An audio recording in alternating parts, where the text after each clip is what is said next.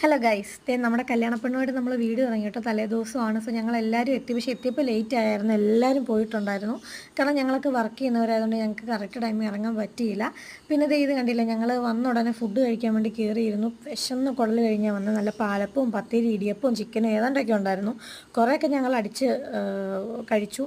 പിന്നെ ഞങ്ങളുടെ കല്യാണ ഡ്രസ്സൊക്കെ ഞങ്ങളെടുത്ത് ട്രയൽ ചെയ്ത് നോക്കുകയാണ് കേട്ടോ. ഞങ്ങൾ പറഞ്ഞു അവൾ പിന്നെ ഒരു ബ്ലാക്ക് ചുരിദാർ എടുത്തിട്ടു. ഫോട്ടോയ്ക്ക് വേണ്ടി മാത്രമാണ് കേട്ടോ ഇട്ടെ.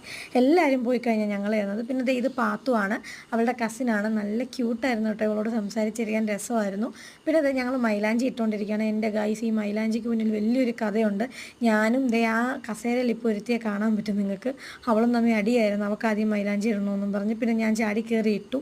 അതിന് മുഖം മുറിപ്പിച്ചിരിക്കുകയാണ്. പിന്നെ ഞാൻ പെട്ടെന്ന് മാറിക്കൊടുത്തു.